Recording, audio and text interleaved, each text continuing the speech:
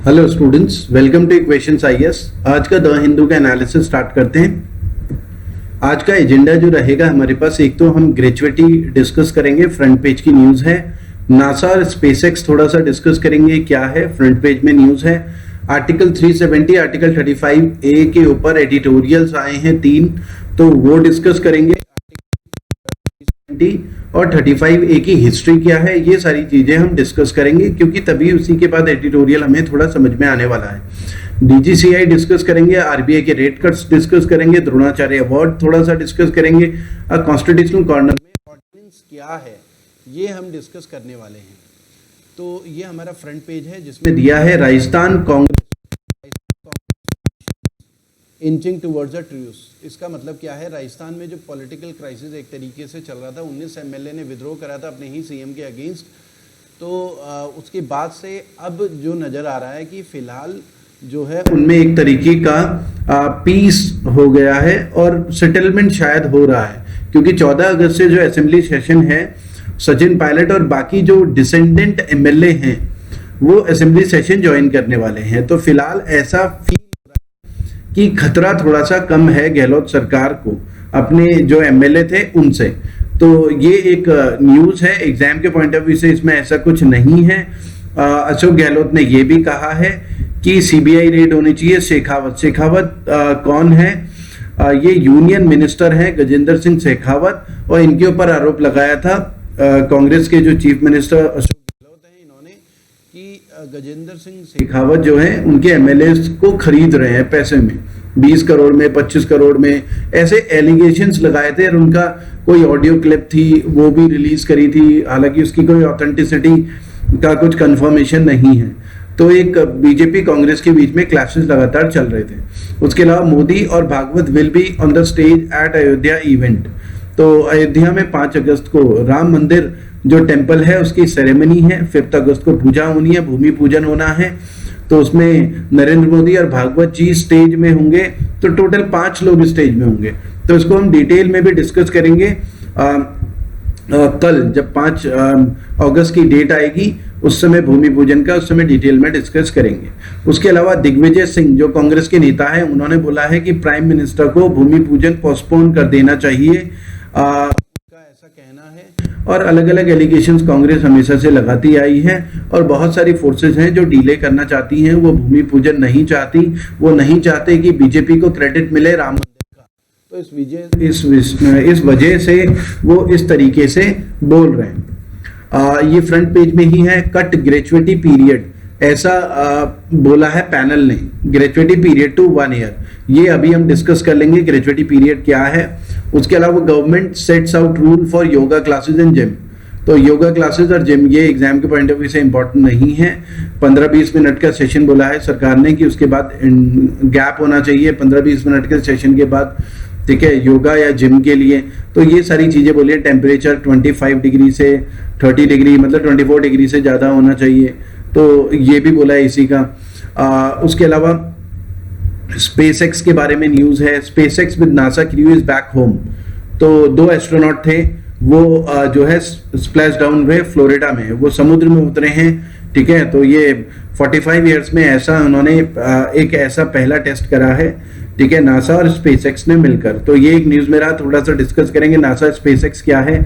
उसके अलावा पलानी स्वामी रिजेक्ट्स, जो तमिलनाडु के सीएम है, 3 लैंग्वेज फॉर्मूला को रिजेक्ट कर। नासा स्पेसएक्स अभी नेक्स्ट स्लाइड में हम डिस्कस करने वाले हैं। अभी पलानी स्वामी का जो 3 लैंग्वेज फॉर्मूला है थोड़ा सा समझ लेते हैं। 3 लैंग्वेज फॉर्मूला बेसिकली क्या है। जैसे अगर हम नॉर्थ इंडिया की बात करें,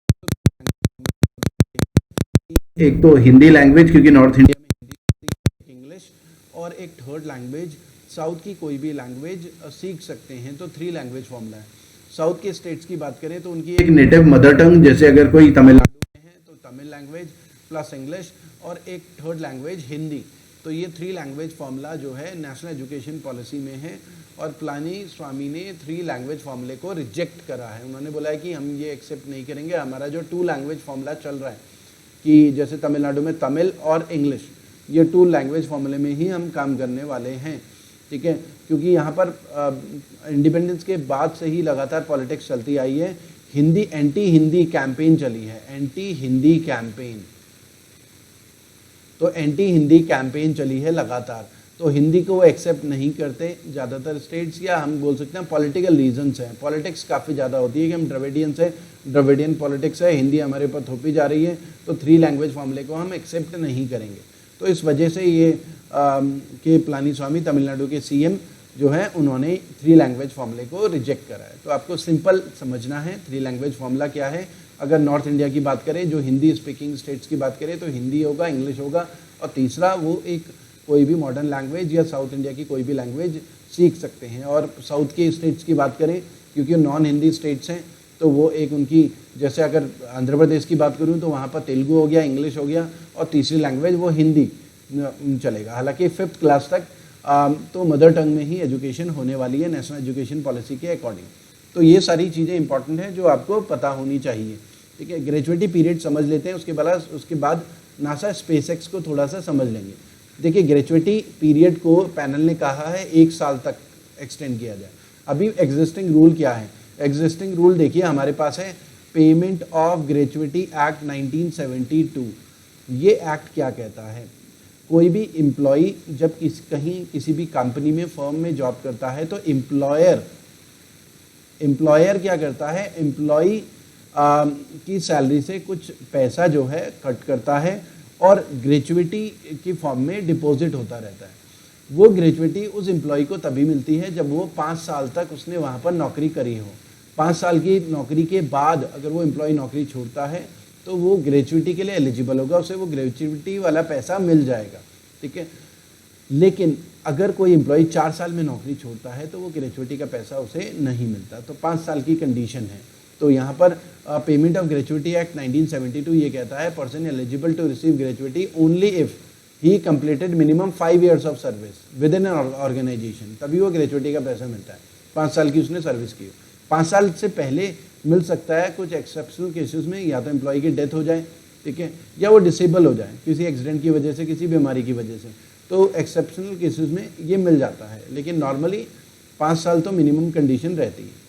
अब यहाँ पर पैनल का कहना क्या है? पैनल का कहना ये है कि अगर कोई एम्प्लॉय 2 साल, 1 साल नौकरी करता है, 3 साल नौकरी करता है, तो उसे ग्रेजुएटी नहीं मिलेगी, तो उसका नुकसान होगा।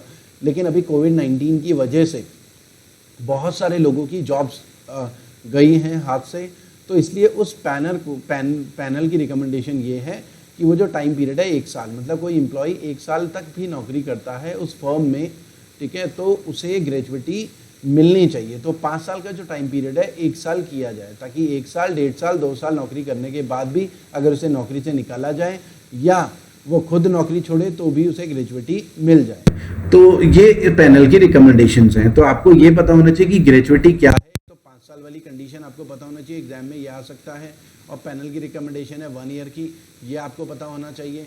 उसके अलावा पेमेंट ऑफ ग्रेजुएटी एक्ट 1972 आपको पता होना चाहिए, इसका पूरा आइडिया होना चाहिए। SpaceX with NASA cruise back home, तो 2 नासा के एस्ट्रोनॉट थे, वो अर्थ में रिटर्न हुए। Dramatic retro style splash down था। स्प्लैश डाउन में क्या होता है? कैप्सूल जो है, जैसे लो अर्थ ऑर्बिट होता है, लो अर्थ ऑर्बिट होता है 300 किलोमीटर से, अर्थ के सरफेस से 300 किलोमीटर से 1500 किलोमीटर हाइट तक, ये लो अर्थ ऑर्बिट होता है। तो इस ऑर्बिट में जो भी हमारे जो भी स्पेस प्रोग्राम चल रहे हैं, वहाँ से कोई भी अगर एस्ट्रोनॉट वापस आता है तो स्पेस कैप्सूल में वापस आता है। स्पेस कैप्सूल में जो है हीट को अच्छे से मैनेज कर पाता है, क्योंकि जब कैप्सूल नीचे आता है तो फ्रिक्शन की वजह से काफ़ी हीट जनरेट होती है। तो कैप्सूल उस हीट को झेल जाता है और फिर वो बे ऑफ बंगाल, समुद्र में, सी में वो कैप्सूल गिरता है और फिर वहाँ से एस्ट्रोनॉट्स को बचाया जाता है। तो ये एक न्यूज़ में रहा। लेकिन इम्पॉर्टेंट क्या है आपको पता होना चाहिए कि एक तो नासा क्या है। NASA national astronautics and space administration है, यूएस की स्पेस प्रोग्राम की एजेंसी है जो स्पेस रिसर्च करती है। और अगर पूरी दुनिया में देखें, सबसे पहले जो स्पेस प्रोग्राम थे 1957 में स्टार्ट हुआ था यूएसएसआर से। तो स्पेस रेस स्टार्ट करी थी यूएसएसआर ने। उसके बाद यूएस काफ़ी पीछे रहा था कई सालों तक, तो नंबर 1 में काफ़ी टाइम तक यूएसएसआर रहा स्पेस टेक्नोलॉजी में। और आज की डेट में देखें तो यूएस काफ़ी आगे है स्पेस टेक्नोलॉजी के मामले में, ठीक है। एक तो ये है इम्पॉर्टेंट। उसके अलावा नासा की जो भी सैटेलाइट्स वगैरह है वो लॉन्च होती हैं कहाँ से, फ्लोरिडा से, ये आपको पता होनी चाहिए। एक तो फ्लोरिडा से होती है। John F Kennedy space centre, John F Kennedy space centre. John F Kennedy कौन थे? जॉन एफ कैनेडी यूएस के प्रेसिडेंट थे 1960s में, ठीक है। तो वही थे उन जिन्होंने सबसे पहले जो मून मिशन डिक्लेयर करा था कि मैन को मून में भेजेंगे और सक्सेसफुली वापस लेकर आएंगे, जो कि 1969 में सक्सेसफुल हुआ था जब नील आर्मस्ट्रॉन्ग और एडविन एल्ड्रिन मून में उतरे थे, ठीक है। तो जॉन एफ कैनेडी ने ही सबसे पहले काफ़ी बजट वगैरह अनाउंस करा था। 1958 में नासा भी इस्टेब्लिश हुआ था। तो ये कुछ नासा के फैक्ट्स हैं जो आपको पता होना चाहिए। उसके अलावा स्पेसएक्स जो है प्राइवेट स्पेस एजेंसी है। ये एक ऐसी प्राइवेट स्पेस एजेंसी है पहली दुनिया की जिसने लो अर्थ ऑर्बिट में इंटरनेशनल स्पेस स्टेशन में भी जो स्पेस सैटेलाइट भेजे हैं, स्पेस व्हीकल भेजे हैं। तो नासा स्पेसएक्स पहली प्राइवेट एजेंसी है। तो इसको स्टैब्लिश किसने करा था? 2002 में एलॉन मस्क जो है फाउंडर हैं टेस्ला के भी, और पेपल के भी फाउंडर हैं, और टेस्ला मोटर्स, आपको पता होगा टेस्ला मोटर्स उसके फाउंडर हैं। एलॉन मस्क एंटरप्रेन्योर हैं, ठीक है। इनका गोल है कि स्पेस ट्रांसपोर्टेशन कॉस्ट को रिड्यूस करना और मार्स का कोलोनाइजेशन करना। तो ये इनका ऑब्जेक्टिव है एलॉन मस्क का। तो ये आपको पता होना चाहिए। स्पेसएक्स किसने स्टार्ट करा था? एलॉन मस्क ने स्टार्ट करा था। एक प्राइवेट कंपनी है, ठीक है, जो पहली ऐसी दुनिया की प्राइवेट कंपनी है जिसने इंटरनेशनल स्पेस स्टेशन में अपने स्पेस व्हीकल भेजे हैं। इंटरनेशनल स्पेस स्टेशन कहाँ है? इंटरनेशनल स्पेस स्टेशन लो अर्थ ऑर्बिट में है। अराउंड 300 से लगभग 600 किलोमीटर, 600 या 500 किलोमीटर अर्थ के सरफेस से 300 से 500 किलोमीटर के बीच में एक ऑर्बिट है। वहाँ पर इंटरनेशनल स्पेस स्टेशन है जहाँ पर माइक्रो ग्रेविटी के सारे एक्सपेरिमेंट्स होते हैं, ठीक है। तो अर्थ के चारों तरफ चक्कर मार रहा है इंटरनेशनल स्पेस स्टेशन ISS, जिसमें USSR या रशियन सेगमेंट भी है और अमेरिकन सेगमेंट भी है, ठीक है। तो ये एक आपको पता होना चाहिए। तो वहाँ पर स्पेसएक्स ने बहुत सारे मिशंस नासा के लिए किए हैं। तो ये एक थोड़ा सा इम्पॉर्टेंट डेटा है जो एग्ज़ाम में आया हुआ है। उसके अलावा जिन स्टूडेंट्स ने हमारा चैनल सब्सक्राइब नहीं करा है, हमारा YouTube चैनल ज़रूर सब्सक्राइब करें। उसके अलावा हमारा फ्री टेलीग्राम ग्रुप है जिसमें हम स्टूडेंट्स की फ्री प्रिपरेशन करवाते हैं, जिसमें वीडियोस वगैरह, स्टडी मटेरियल वगैरह हम शेयर करते रहते हैं। हमारा इक्वेशंस IAS ऐप भी है जिसे आप डाउनलोड कर सकते हैं, जिसमें आपको UPSC के कंप्लीट लेक्चर्स मिलेंगे, बैंक SSC के भी कंप्लीट लेक्चर्स मिलेंगे, बैंक PO के भी कंप्लीट लेक्चर्स मिलेंगे, SSC के भी, और ओनली क्वांट के भी आपको लेक्चर्स मिलेंगे अगर कोई ओनली क्वांट का करना चाहे तो। हाँ, ये एक एडिटोरियल है हमारे पास, air on article 370 and Kashmir myth making. एक तो ये एडिटोरियल है, एक एडिटोरियल टाइम टू अनलॉक, ये भी कश्मीर के ऊपर एडिटोरियल है। Change that hit federalism inclusion, ये भी कश्मीर के ऊपर एडिटोरियल है। ये 3 कश्मीर के ऊपर एडिटोरियल हैं। ये अच्छे से आपको तभी समझ में आएंगे जब आपको थोड़ा सा JNK की हिस्ट्री के बारे में पता हो। तो पहले आपको समझना है कि 1947 में जब इंडिपेंडेंस मिली, तो 1947 में जो इंडिपेंडेंस मिली, रिलीजियस ग्राउंड पे पार्टीशन हुआ। हिंदुओं के लिए हिंदुस्तान और मुसलमानों के लिए पाकिस्तान, रिलीजियस ग्राउंड में हुआ, ठीक है। तो अब रिलीजियस ग्राउंड में जब पार्टीशन हुआ तो हुआ क्या कि जहाँ हिंदू ज़्यादा थे वो हिंदुस्तान हो गया, जहाँ मुस्लिम ज़्यादा थे वो पाकिस्तान हो गया। लेकिन अब अगर हम बात करें तो अराउंड 552 रियासतें ऐसी थी, प्रिंसली स्टेट्स थे जो ब्रिटिशर्स के कंट्रोल में नहीं थे। तो ब्रिटिशर्स जब चले गए तो 552 प्रिंसली स्टेट्स भी इंडिपेंडेंट रह गए। मतलब इंडिपेंडेंस के बाद इंडिया के अंदर ही 552 कंट्रीज बन गई, क्योंकि इंडिपेंडेंट थी, ये इंडियन टेरिटरी का पार्ट नहीं थी। तो अब इन प्रिंसली स्टेट्स को इंडिया में मर्ज किया गया। 3 प्रिंसली स्टेट्स में बहुत ज़्यादा प्रॉब्लम हुई। 3 प्रिंसली स्टेट्स कौन कौन से थे? जैसे JNK, जम्मू कश्मीर, जूनागढ़, ठीक है, जूनागढ़, और उसके अलावा जम्मू कश्मीर, जूनागढ़ और हमारा हैदराबाद। ये 3 प्रिंसली स्टेट्स ऐसे थे जहाँ पर प्रॉब्लम हुई। हैदराबाद में तो हमने आर्मी भेजी, आर्मी भेज कर हैदराबाद को इंडिया के साथ मर्ज किया गया। जूनागढ़ में प्रॉब्लम क्या थी, जूनागढ़ में Hindu population with Muslim king, एक रूलर बाबी थे, वो रूल करते थे। उन्होंने डिक्लेयर किया कि हम पाकिस्तान के साथ मर्ज होंगे, क्योंकि पॉपुलेशन हिंदू थी। उन्होंने वहाँ पर विद्रोह करा और इंडियन आर्मी को वहाँ पर भेजा गया। फिर रेफरेंडम कराया गया लोगों ने, क्योंकि हिंदूज थे, तो उन्होंने बोला कि भाई जब हिंदुओं के लिए हिंदुस्तान है तो हम पाकिस्तान का पार्ट कैसे हुए, तो जूनागढ़ इंडिया का पार्ट बना। जूनागढ़ प्रेजेंट में अगर हम बोलें गुजरात में आता है। JNK में क्या प्रॉब्लम थी, JNK में मुस्लिम पॉपुलेशन थी, राजा हिंदू था, राजा हरि सिंह। तो यहाँ पर पाकिस्तान उम्मीद कर रहा था कि JNK जो है, कश्मीर जो है, पाकिस्तान का पार्ट बनेगा, क्योंकि यहाँ पर पॉपुलेशन मुस्लिम है। लेकिन राजा हरि सिंह की मोहम्मद अली जिन्ना के साथ ज़्यादा बनती नहीं थी, और बहुत सारी हालांकि पॉपुलेशन हम कह सकते हैं उस समय ये मानती थी, क्योंकि वो मुस्लिम्स हैं तो मुसलमानों के लिए पाकिस्तान हुआ, तो बहुत सारे लोग उस समय मानते थे कि पाकिस्तान के साथ मर्ज होंगे वहाँ पर उस समय। लेकिन राजा हरि सिंह ने इंडियन जो लीडर्स हैं उनके साथ उनकी अच्छी बनती थी, और एक ट्रीटी ऑफ एक्सेशन साइन हुआ 1947 में, ठीक है।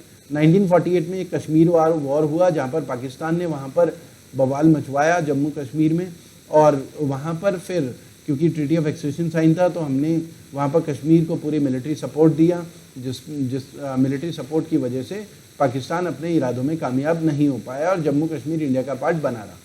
अब बात ये थी कि जम्मू कश्मीर को फुल्ली इंडिया के साथ इंटीग्रेट कैसे करें, ये बात चल रही थी। अब जैसे हम यहाँ पर देखें हिस्ट्री ऑफ JNK, तो यहाँ पर हमने क्या डिस्कस करा है, JNK acceded to dominant of India after instrument of accession sign हुआ था बाय राजा हरि सिंह, ठीक है।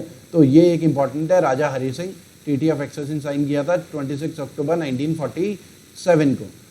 फिर क्या हुआ कि एक आर्टिकल 370 इंडियन कॉन्स्टिट्यूशन का वो प्रोवाइड किया गया, आर्टिकल 1 और आर्टिकल 370, जो कि JNK में अप्लाई होगा, बाकी आर्टिकल JNK में अप्लाई नहीं होंगे, ठीक है। प्रेसिडेंट की कंसल्टेशन के बाद, स्टेट गवर्नमेंट की कंसल्टेशन के बाद ही बाकी चीज़ें डिटरमाइन की जाएंगी। तो ये तो JNK की हिस्ट्री थी। अब हुआ क्या, देखिए समझ लेते हैं थोड़ा सा। 1954 में क्योंकि अब ये डिस्कशन चल रहा था कि जम्मू कश्मीर को कैसे मैनेज किया जाए, क्योंकि वहाँ पर विद्रोह भी चल रहा था, पाकिस्तान वहाँ पर विद्रोह भी करवा रहा था। तो 1954 में एक कॉन्स्टिट्यूशन ऑर्डर पास हुआ, प्रेसिडेंट ने इशू करा कॉन्स्टिट्यूशन ऑर्डर, ये पार्लियामेंट के थ्रू नहीं होता, कॉन्स्टिट्यूशन ऑर्डर 1954, जिसने कॉन्स्टिट्यूशनल रिलेशनशिप बनाया, कॉन्स्टिट्यूशनल रिलेशनशिप JNK के साथ और यूनियन ऑफ इंडिया के साथ। तो इसमें एक तो परमानेंट रेजिडेंट ऑफ JNK के बारे में बात करी गई, एक तो आर्टिकल 35A की बात हुई। आर्टिकल 35A हमारे कॉन्स्टिट्यूशन में ऐड किया गया, ठीक है। आर्टिकल 35A बात करता था जम्मू कश्मीर के डोमिसाइल की। आर्टिकल 35A में बात थी कि जो जम्मू कश्मीर के परमानेंट डोमिसाइल है, जो जम्मू कश्मीर में ही रहते हैं, ठीक है, तो वहाँ पर वही ज़मीन प्रॉपर्टी वगैरह खरीद सकते हैं, बेच सकते हैं। बाहर के, जैसे अगर मैं बात करूँ हिमाचल के, उत्तराखंड के, UP के लोग जम्मू कश्मीर में ज़मीनें नहीं खरीद सकते अंडर आर्टिकल 35। अगर अंडर आर्टिकल 35A के हिसाब से ये भी था कि अगर कोई जम्मू कश्मीर का रेजिडेंट मेल पाकिस्तान की किसी गर्ल के साथ मैरिज करता है, तो वो गर्ल भी, उसे भी जम्मू कश्मीर का डोमिसाइल मिल जाएगा। लेकिन कोई गर्ल जो है भी अगर पाकिस्तानी के साथ मैरिज करती है, तो उसे भी जम्मू कश्मीर का डोमिसाइल मिल जाएगा। लेकिन वो गर्ल अगर किसी इंडियन, जैसे अगर हम बात करें कि हिमाचली के साथ या दिल्ली वाले के साथ या राजस्थान के साथ मैरिज करें, तो फिर उस गर्ल की उसका गर्ल का डोमिसाइल चला जाएगा जम्मू कश्मीर से। तो कुल यहाँ पर जेंडर डिस्क्रिमिनेशन था आर्टिकल 35 में, ठीक है। और एक यहाँ पर ये भी फील होता था लोगों को कि हम डिफरेंट हैं इंडिया से, तो एक सेपरेटिज्म की फीलिंग भी फील होती थी आर्टिकल 35A की वजह से, और आर्टिकल 370 की वजह से भी। आर्टिकल 370 और 35A में फ़र्क क्या है? आर्टिकल 370 पूरा का पूरा एक कॉन्स्टिट्यूशन है कि जम्मू कश्मीर को कैसे मैनेज करना है, तो एक मिनी कॉन्स्टिट्यूशन आर्टिकल 370 को कहते थे जम्मू कश्मीर का, जबकि आर्टिकल 35A केवल डोमिसाइल की बात करता था, ठीक है। उसके अलावा ये भी डिसाइड हुआ कि सुप्रीम कोर्ट का ज्यूरिसडिक्शन रहेगा स्टेट में। उसके अलावा नेशनल इमरजेंसी के टाइम पर अगर किसी वहाँ के स्टेट को कोई एक्सटर्नल एग्रेशन की वजह से कोई प्रॉब्लम होती है, तो वहाँ पर नेशनल इमरजेंसी डिक्लेयर की जा सकती है। Financial relation as it is रहेंगे। लेकिन अगर दिल्ली में पार्लियामेंट में कोई कानून पास होता है, तो वो पूरे इंडिया में एप्लीकेबल होगा, लेकिन जम्मू कश्मीर में एप्लीकेबल नहीं होगा। जम्मू कश्मीर में एप्लीकेबल तभी होगा जब वहाँ की विधानसभा पास करे। जैसे prevention of money laundering act, वो इंडिया की पार्लियामेंट में पास हुआ, पूरे इंडिया में लागू हो गया था, लेकिन जम्मू कश्मीर में लागू नहीं होता था। Prevention of money laundering act, कोई भी कानून है वो जम्मू कश्मीर में तभी लागू होगा जब जम्मू कश्मीर की विधानसभा में वो कानून पास होगा, उसके बाद ही वहाँ पर लागू होगा। तो एक सेपरेटिज्म की फीलिंग वहाँ पर होती थी और बीजेपी की बहुत पहले से डिमांड रही है कि आर्टिकल 370 खत्म होना चाहिए। तो ये सब हिस्ट्री थी आर्टिकल 370 और आर्टिकल 35A, जो कि जम्मू कश्मीर के साथ जुड़ गया। लोगों के अंदर एक सेपरेटिज्म की फीलिंग थी। वहाँ की डेमोग्राफी भी चेंज नहीं हो पाई। वहाँ पर ज़्यादातर मुस्लिम पॉपुलेशन या जो जम्मू कश्मीर के ही लोग थे, और एक इंडिया के अदर पार्ट्स के लोग वहाँ पर इंटीग्रेट नहीं हो पाए क्योंकि ज़मीनें वगैरह नहीं खरीद सकते थे। अब पिछले साल देखिए, इसको थोड़ा सा समझ लेते हैं आर्टिकल 370 को भी। उस समय ये बात भी थी कि आर्टिकल 370 जो है टेम्पररी होगा, ट्रांजिशनल होगा, स्पेशल प्रोविजन मिलेगा बाकी स्टेट्स के कंपैरिजन में। तो स्पेशल स्टेटस था, सेपरेट कॉन्स्टिट्यूशन ऑफ JNK था, ठीक है। तो ये कुछ इंपॉर्टेंट चीज़ें हैं। उसके अलावा BR अम्बेडकर को, भीमराव अम्बेडकर को कहा गया था जम्मू कश्मीर के लिए एक अलग से कॉन्स्टिट्यूशन ड्रॉ करने के लिए, आर्टिकल ड्रॉ करने के लिए। BR अम्बेडकर ने रिफ्यूज़ कर दिया था कि वो नहीं बनाएंगे। फिर आर्टिकल 370 को इवेंचुअली आखिरी में ड्राफ्ट करा था गोपालास्वामी अयंगर ने। ये कुछ इंपॉर्टेंट फैक्ट हैं जो आपको पता होने चाहिए। अब लास्ट ईयर क्या हुआ, जम्मू कश्मीर में देखिए लगातार पॉलिटिक्स होती रही है आर्टिकल 370 को लेकर। बीजेपी का स्टैंड रहा है आर्टिकल 370 खत्म होना चाहिए, और इंडिया के साथ एक नेशनल इंटीग्रेशन की फीलिंग लोगों में तभी आएगी, और वहाँ पर टेररिज्म तभी खत्म होने वाला है, क्योंकि आर्टिकल 370 की वजह से पाकिस्तान वहाँ पर टेररिज्म फैलाने के लिए लोगों का ब्रेन वॉश भी करता था, और अपने वहाँ के पाकिस्तान से भी टेररिस्ट वगैरह भेजता था, हथियार वगैरह भेजता था। तो ये ज़रूरी था कि उन्हें कंट्री के साथ उन्हें ये फील कराया जाए कि वो इंडियन है। तो इसलिए सेपरेटिज्म की जो फीलिंग वाली चीज़ें आर्टिकल 35A और जैसे आर्टिकल 370 ये सब खत्म हो, ठीक है। तो पिछले साल प्रेसिडेंट ने प्रोमुलगेट करा एक कॉन्स्टिट्यूशन ऑर्डर, ठीक है। ये पार्लियामेंट में नहीं पास हुआ, कॉन्स्टिट्यूशन ऑर्डर जो है 2019, जिसने क्या करा, जम्मू कश्मीर का आर्टिकल 370 और आर्टिकल 35A को ख़त्म कर दिया। तो आर्टिकल 370 आर्टिकल 35A चला गया। उसके बाद से अब हम जम्मू कश्मीर में ज़मीनें भी खरीद सकते हैं, प्रॉपर्टी वगैरह खरीद सकते हैं, बिजनेस कर सकते हैं, होटल्स खरीद सकते हैं बाहर के लोग। उसके अलावा वहाँ के लोग यहाँ कहीं भी इंडिया के अदर पार्ट्स के साथ मैरिज भी कर सकते हैं, किसी का डोमिसाइल वगैरह जाएगा नहीं, और अदर ग्रुप्स को भी बहुत सारे फ़ायदे हैं वहाँ पर, ठीक है। और डेवलपमेंट के वर्क्स भी होंगे वहाँ पर बहुत सारे। ऐसे बीजेपी का कहना है कि अब रिस्ट्रिक्शंस ज़्यादा नहीं होंगी, ठीक है। उसके अलावा एक सेपरेट बिल भी पास हुआ था, Jammu Kashmir reorganisation bill 2019 introduce किया गया था, जिसने स्टेट्स को बाइफोरकेट करा था 2 सेपरेट यूनियन टेरिटरीज में। एक तो जम्मू कश्मीर जिसमें लेजिस्लेचर होगा, लेजिस्लेचर मतलब वहाँ पर MLA होंगे और चीफ मिनिस्टर भी होंगे, ठीक है। मतलब यूनियन, जैसे दिल्ली एक यूनियन टेरिटरी है जहाँ पर चीफ मिनिस्टर MLA हैं, लेकिन वो सेंटर के अंडर ही आता है। हालांकि उसे NCR बोलते हैं, नेशनल कैपिटल रीजन, या पुडुचेरी है, ठीक है। पुडुचेरी भी एक तरीके की यूनियन टेरिटरी है, और लेकिन लेजिस्लेचर है वहाँ पर, CM भी है। तो जम्मू कश्मीर भी फुल स्टेट का दर्जा उससे हटाया गया, और वो एक यूनियन टेरिटरी होगा विद लेजिस्लेचर। लेकिन लद्दाख विदाउट लेजिस्लेचर होगा, वहाँ पर MLA नहीं होंगे, ठीक है। तो वहाँ पर CM नहीं होगा लद्दाख का। तो लद्दाख को JNK से अलग किया गया। और जो टेन्योर है JNK लेजिस्लेटिव असेंबली का, वो आपको पता होना चाहिए, ओरिजिनली 6 साल के लिए CM बनता था, इंडिया के अदर पार्ट्स में 5 साल के लिए होता था। तो वो अब 5 साल कर दिया गया, रिड्यूस कर दिया गया। तो यूनिफॉर्मिटी हो गई है, पहले डिफरेंट होता था वहाँ पर। तो बहुत सारी चीज़ें थी जो ख़त्म करी गई वहाँ पर। और ये जो डेट थी, ये सारी चीज़ें कब ख़त्म डिक्लेयर हुआ था, कब ख़त्म करी थी, 5 अगस्त को, 5 अगस्त 2019, जैसा कि यहाँ पर डेट लिखी हुई। अब अगर हम बात करें, कल 5 अगस्त 2019 है, ठीक है। तो न्यूज़ क्या है अब, क्योंकि इसे 1 साल हो रहा है, तो ये जो एडिटोरियल आए हैं ये बेसिकली गवर्नमेंट को क्रिटिसाइज कर रहे हैं कि गवर्नमेंट का कोई फ़ायदा नहीं हुआ आर्टिकल 370 आर्टिकल 35A को ख़त्म करके। तो गवर्नमेंट को या बीजेपी को, एंटी बीजेपी ये ज़्यादातर, या एंटी मोदी लोग हम कह सकते हैं, जो गवर्नमेंट के उसको क्रिटिसाइज लगातार कर रहे हैं कि आर्टिकल 370 रहना चाहिए था। आर्टिकल 35A गवर्नमेंट का स्टैंड ये था कि इससे जो है कि इंडिपेंडेंस, इससे जो है सेपरेटिज्म की फीलिंग होती थी। तो ऐसा कुछ नहीं है, जैसा कि हम देखें इन एडिटोरियल्स में क्या क्या कह रहे हैं। देखिए, एक तो ये बोला है कि 1 साल हो चुका है आर्टिकल 370 और कश्मीर का मिथ मेकिंग की बात करिए। तो एक तो इसमें बोला है कि आर्टिकल 370 और आर्टिकल 35A की वजह से बीजेपी ने कश्मीर को डेमोनाइज किया है, ठीक है। तो एक तो ये इन्होंने आरोप लगाया है एक तरीके से। उसके अलावा फंडिंग ट्रुथ ये भी बोला है कि सेंट्रल गवर्नमेंट जो है, ये आरोप लगते थे कि आर्टिकल 370 की वजह से सेंट्रल गवर्नमेंट बहुत ज़्यादा पैसा ये जम्मू कश्मीर में पैसा खर्च कर रही है। तो ऐसा कोई कुछ भी नहीं था, नॉर्मल फंडिंग ही वो रिसीव करते थे सेंटर से, ठीक है। उसके अलावा बहुत सारी चीज़ें थी कि कश्मीर में जो है आर्टिकल 370 की वजह से लोकल पॉलिटिक्स बहुत ज़्यादा होती थी, तो ऐसा ये सब मिथ थे और उसके बाद से ऐसा कोई चेंजेस नहीं हुए हैं। तो ऐसे ऐसे इन्होंने ये क्रिटिसाइज़ करा है। तो मैंने एक आपको बैकग्राउंड समझाया है, आपका काम है इस एडिटोरियल को पढ़ना समझना, क्योंकि एडिटोरियल हमें तभी समझ में आता है जब हमें एक बैकग्राउंड पता हो।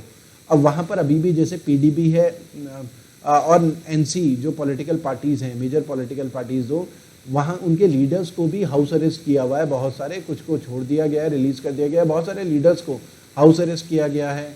इंटरनेट, फुल स्पीड इंटरनेट वहाँ पर नहीं है।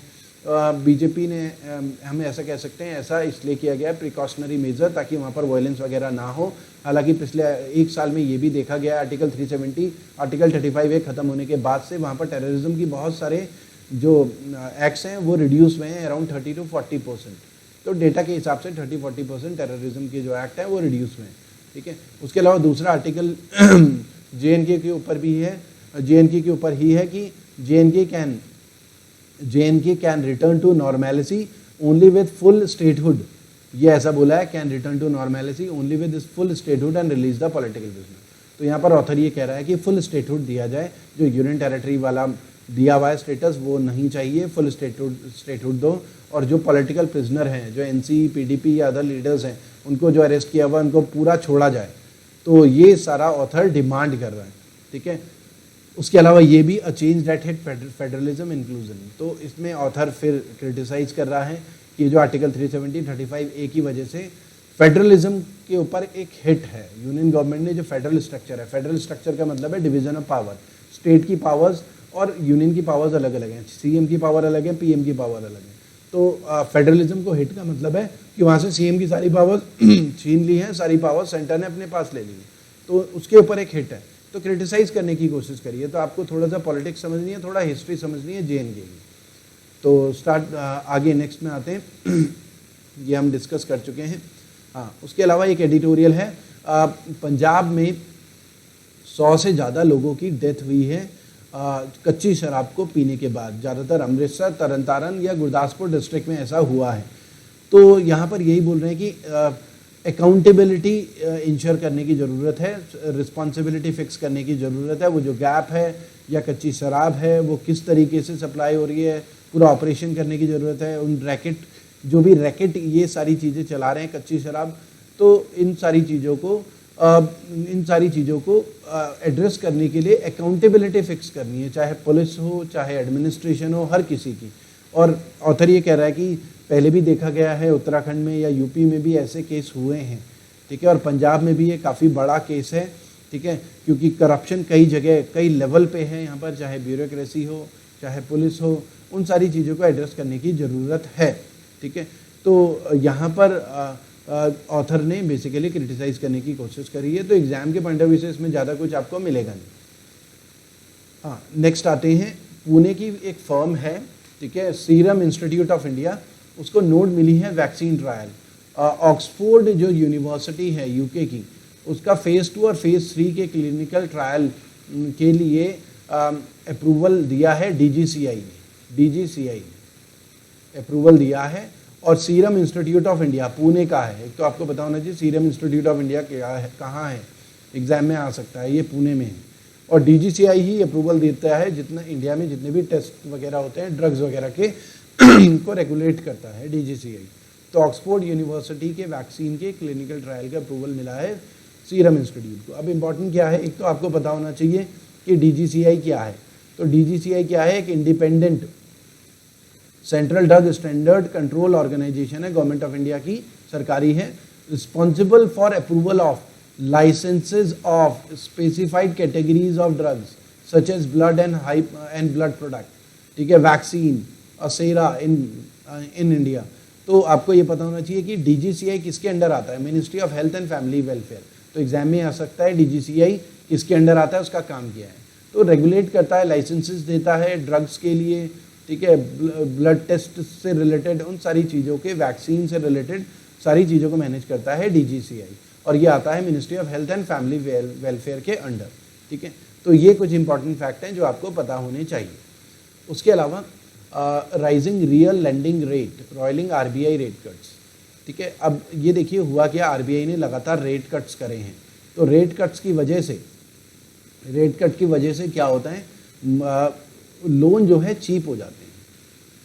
अब लोन चीप होते हैं तो मार्केट में लोन निकलना चाहिए, ठीक है, मार्केट में ज़्यादा लिक्विडिटी बढ़नी चाहिए, लेकिन लिक्विडिटी नहीं बढ़ रही है। तो उसके पीछे ये रीज़न बताया जा रहा है क्योंकि जीडीपी कॉन्ट्रैक्शन हो गया है, डिमांड नहीं है मार्केट में, जीडीपी ग्रोथ डाउन हो गया है, जीडीपी कॉन्ट्रैक्ट हो चुकी है कोविड-19 की वजह से, क्योंकि लोगों को अभी ना तो अभी वैक्सीन का कंफर्म है, ना ये कंफर्म है कि कैसे इस बीमारी को रोकना है, कंट्रोल करना है। तो ये सारी चीज़ें कंफर्मेशन नहीं है, तो जीडीपी एक स्टैग्नेशन आ गया इकोनॉमी में। तो इसलिए अनसर्टेनिटी की वजह से जो है लोन चीप होने के बावजूद भी मार्केट में लोन्स वगैरह नहीं निकल रहे हैं, और बैंक भी लोन देने से डर रहा है लोगों को, क्योंकि वो अगर किसी को लोन दिया जाएगा तो वो रिकवर कहाँ से करेगा, इकोनॉमी तो डाउन है, ठीक है। और सीआरआर, कैश रिजर्व रेशियो, ये सारे रेट्स डाउन गए हैं, सारे के सारे रेट। सीआरआर वो वाला मनी होता है जो बैंक को आरबीआई के पास रिजर्व रखना होता है। एसएलआर वो वाला पैसा होता है जो बैंक को गोल्ड की फॉर्म में या गवर्नमेंट सिक्योरिटीज़ की फॉर्म में अपने पास रखना होता है। रेपो रेट इंटरेस्ट रेट होता है जिस रेट पे बैंक आरबीआई से शॉर्ट टर्म लोन लेता है, 14 डेज तक का लोन। रिवर्स रेपो रेट वो रेट ऑफ इंटरेस्ट होता है जब बैंक आरबीआई में पैसा डिपॉजिट करता है, तो आरबीआई बैंक को इतना इंटरेस्ट रेट देता है। Marginal standing facility overnight lending rate होता है जब बैंक किसी फाइनेंशियल क्राइसिस में हो तो आरबीआई से एक्स्ट्रा लोन लिया जा सकता है फाइनेंशियल क्राइसिस की कंडीशन में, तो आरबीआई बैंक को इस रेट ऑफ इंटरेस्ट पे लोन देता है। बैंक रेट भी रेट ऑफ इंटरेस्ट होता है जिस रेट ऑफ इंटरेस्ट पे बैंक आरबीआई से लॉन्ग टर्म लोन लेता है। देखिए आपको ये समझना है, रेपो रेट और बैंक रेट ये दोनों रेट ऑफ इंटरेस्ट हैं जिस रेट पे बैंक आरबीआई से लोन लेता है, लेकिन रेपो रेट होता है शॉर्ट टर्म के लिए, शॉर्ट टर्म के लिए, और बैंक रेट होता है लॉन्ग टर्म। लॉन्ग टर्म का मतलब यहाँ पर 15 और मोर डेज की बात हो रही है, और शॉर्ट टर्म मतलब 14 या लेस डेज की बात हो रही है। और एमएसएफ भी रेट ऑफ इंटरेस्ट होता है, लेकिन ये इमरजेंसी के केस में ही आरबीआई बैंक्स को देता है। तो ये सारे इंटरेस्ट रेट लगातार गिरे हैं, और उसके बावजूद भी क्योंकि इंटरेस्ट रेट गिरने की वजह से क्या होगा, मॉनेटरी पॉलिसी के रेट गिरने की वजह से लोन चीप हो जाएंगे, और चीप लोन का मतलब है मार्केट में ज़्यादा लोन पब्लिक को लेना चाहिए क्योंकि लोन सस्ता है, ठीक है, लेकिन फिर भी पब्लिक इतना लोन नहीं ले रही है या मार्केट में लोन नहीं निकल रहा है, तो वो उसका रीज़न है जीडीपी कॉन्ट्रैक्शन। उसके अलावा चाइना ने सस्पेंड करा ट्रीटी विद न्यूजीलैंड, ये हमने डिस्कस भी करा था, हमारा एक वीडियो भी है, इसमें हांगकांग के बारे में हमने डिस्कस करा था। हांगकांग जो है चाइना का ही पार्ट है, जहाँ पर मेनलैंड चाइना में, जो मेनलैंड चाइना में एक अलग रूल था, मेनलैंड चाइना में यहाँ के लिए एक अलग सिस्टम था, हांगकांग के लिए एक अलग सिस्टम था, तो ये चाइना का ही पार्ट है। तो 1 कंट्री 2 सिस्टम, 1 कंट्री और 2 सिस्टम, दो अलग अलग सिस्टम वहाँ पर चल रहे थे। अभी रिसेंटली चाइना ने एक नेशनल सिक्योरिटी एक्ट पास करा है जिसमें क्या हुआ कि हांगकांग के बहुत सारे लॉज चेंज करे गए, और अब जो है हांगकांग के लोगों को अरेस्ट करके मेनलैंड चाइना में भेजा जा सकता है, और वहाँ पर देश के साथ गद्दारी करना, सेपरेटिज्म की फीलिंग, आंदोलन करना सिस्टम के अगेंस्ट, तो ये सारे जो है आरोप लगा के उनको अरेस्ट करके वहाँ पर भेजा जा सकता है। और दोनों की इकोनॉमी में बहुत ज़्यादा डिफरेंस है। हांगकांग में काफ़ी लिबरल पॉलिसीज़ हैं और यहाँ पर प्राइवेटाइजेशन बहुत ज़्यादा है, ठीक है, प्राइवेटाइजेशन बहुत ज़्यादा है, तो प्राइवेट कंपनीज बहुत ज़्यादा है। मेनलैंड चाइना में प्राइवेट कंपनीज इतनी नहीं है जितना प्राइवेटाइजेशन हांगकांग में है। इसकी इकोनॉमी, हांगकांग की इकोनॉमी ज़्यादा ओपन है। हांगकांग में जैसे अगर हम बात करें व्हाट्सएप, फेसबुक, ट्विटर सब चलता है, मेनलैंड चाइना में व्हाट्सएप, फेसबुक, ट्विटर नहीं चलता। चाइना के अपना ही सिस्टम बनाया हुआ है, अपना ही एक तरीके का ट्विटर, फेसबुक, व्हाट्सएप होगा चाइना में, हांगकांग में नहीं होगा। तो जब से हांगकांग में नेशनल सिक्योरिटी लॉ हुआ है उसके बाद से हांगकांग के ऊपर चाइना का कंट्रोल इंक्रीज हो चुका है कम्युनिस्ट गवर्नमेंट का। तो उसके बाद से बहुत सारी कंट्रीज़ ने एक्स्ट्राडिशन ट्रीटी जो हांगकांग के साथ साइन करी थी वो रद्द कर दी है। यूके ने भी हांगकांग एक्स्ट्राडिशन ट्रीटी कैंसिल करी थी, ऑस्ट्रेलिया ने भी, और अभी हमने रिसेंटली देखा कि न्यूजीलैंड ने भी एक्स्ट्राडिशन ट्रीटी रद्द करी है। एक्स्ट्राडिशन ट्रीटी क्या होता है, दो कंट्रीज़ के बीच में एक एग्रीमेंट साइन होता है, एक कंट्री दूसरी कंट्री दोनों के बीच में एग्रीमेंट साइन होता है कि इस कंट्री का अगर इकोनॉमिक ऑफेंडर या कोई क्राइम क्रिमिनल इस कंट्री में भागकर चला जाए तो यहाँ से उसे अरेस्ट करके वापस उस कंट्री में भेज दिया जाएगा, ठीक है। या इस कंट्री से कोई क्राइम करके यहाँ भाग जाए तो इस कंट्री के जो पुलिस है उसे अरेस्ट करके वापस उसकी कंट्री में भेज देगी, एक्स्ट्राडाइट कर देगी। तो एक्स्ट्राडिशन ट्रीटी में ये होता है। तो न्यूजीलैंड ने भी एक्स्ट्राडिशन ट्रीटी को सस्पेंड करा है। उसके अलावा द्रोणाचार्य अवार्ड के लिए कुछ नॉमिनेशन हुए हैं। इंपॉर्टेंट ये है, आपको पता होना चाहिए द्रोणाचार्य अवार्ड क्या है। द्रोणाचार्य अवार्ड दिया जाता है स्पोर्ट्स के आउटस्टैंडिंग कोचेस को, तो कोचेस को दिया जाता है। अलग अलग एग्जाम में आए, महाभारत के जो कैरेक्टर थे द्रोणाचार्य, उनके नाम से है द्रोणाचार्य अवार्ड। और ये स्टार्ट हुआ था 1985 में। एक तो आपको ये डेट पता होनी चाहिए और किस चीज़ में दिया जाता है, कोचेस को दिया जाता है। तो अभी 2020 का जब द्रोणाचार्य अवार्ड दिया जाएगा तो अब आप नाम देख लीजिएगा। 2019 में तो 5 या 6 लोगों को द्रोणाचार्य अवार्ड दिया गया था, कोचेस को दिया जाता है केवल। आज का लास्ट टॉपिक है कॉन्स्टिट्यूशनल कॉर्नर, जिसमें हम डिस्कस करेंगे सेंटर फार्मर्स ने अपील करा है सेंटर को ऑर्डिनेंस को रिपील करने को लेकर, ऑर्डिनेंस को ख़त्म किया जाए, ठीक है। 250 फार्मर्स की एक एसोसिएशन है जिन्होंने बोला है कि सेंटर ने कुछ ऑर्डिनेंस लेकर आए थे एग्रीकल्चर रिफॉर्म्स को लेकर, ठीक है। तो इम्पॉर्टेंट आपके लिए क्या है, एग्जाम के पॉइंट ऑफ व्यू से बस आपको ये समझना है कि ऑर्डिनेंस क्या है फिलहाल, क्योंकि ये बहुत बड़ी ऑर्गेनाइजेशन नहीं है, ठीक है। तो आपको ऑर्डिनेंस समझना है, ऑर्डिनेंस क्या है। देखिए ऑर्डिनेंस जो है, जब जैसे अगर मैं बोलूँ प्रेसिडेंट ऑर्डिनेंस लेकर आए, तो प्रेसिडेंट ऑर्डिनेंस कब लेकर आता है, जब लोकसभा या राज्यसभा सेशन में ना हो, पार्लियामेंट सेशन में ना हो, और कोई लॉ लेकर आना बहुत इंपॉर्टेंट हो। अब जब पार्लियामेंट सेशन में नहीं है, लोकसभा राज्यसभा सेशन में नहीं है, तो होता क्या है कि कैबिनेट लिख कर देती है, रिकमेंड करती है ऑर्डिनेंस प्रेसिडेंट को, और प्रेसिडेंट क्या करता है अंडर आर्टिकल 123, ये इंपॉर्टेंट है, अंडर आर्टिकल 123 कई बार एग्जाम में है, प्रेसिडेंट ऑर्डिनेंस प्रोमलगेट करता है। ऑर्डिनेंस का मतलब वो एक तरीके का कानून होता है। इस कानून ने एक तरीके से पार्लियामेंट को ही बाईपास कर दिया। तो पार्लियामेंट को बाईपास करके भी कानून पास किया जा सकता है, लेकिन इसमें कंडीशन होती है कि ठीक है कानून पास कर लिया, पार्लियामेंट को बाईपास करके प्रेसिडेंट ऑर्डिनेंस ले आए, लेकिन इस ऑर्डिनेंस को पास करवाना तब जरूरी होता है जब पार्लियामेंट दोबारा कभी तो सेशन में आएगी, 2 महीने के बाद, 3 महीने के बाद, 4 महीने के बाद। तो जब भी पार्लियामेंट सेशन में आएगी तब उस ऑर्डिनेंस को पास करवाना जरूरी होगा। तो ऑर्डिनेंस केवल तभी प्रेसिडेंट प्रोमलगेट करते हैं जब पार्लियामेंट सेशन में ना हो, ठीक है, और बहुत जरूरी हो देश के लिए, ठीक है। उसी तरीके से स्टेट लेवल पे गवर्नर भी अंडर आर्टिकल 213, ये सब एग्जाम में आए हुए हैं, गवर्नर भी ऑर्डिनेंस लेकर आते हैं अंडर आर्टिकल 213 जब स्टेट की कैबिनेट लिख कर दे गवर्नर को। तो ऑर्डिनेंस गवर्नर प्रोमलगेट करते हैं जब असेंबली सेशन में ना हो। अगर असेंबली सेशन में हो तो ऑर्डिनेंस लाने की ज़रूरत नहीं होती, तब ऑर्डिनेंस नहीं लाया जा सकता, तब हम असेंबली में बिल पेश करेंगे, दोनों हाउसेज से पास होगा, उसके बाद गवर्नर साइन करेगा, फिर वो जो है वो एक्ट बनता है, ऑर्डिनेंस या बिल एक्ट बनता है। तो ऑर्डिनेंस बेसिकली जब असेंबली सेशन में ना हो तभी यहाँ पर प्रोमलगेट किया जाता है। प्रेसिडेंट प्रोमलगेट करता है अंडर आर्टिकल 123 और गवर्नर प्रोमलगेट करता है अंडर आर्टिकल 213, ठीक है। तो आज के लिए इतना ही करते हैं स्टूडेंट्स, थैंक यू।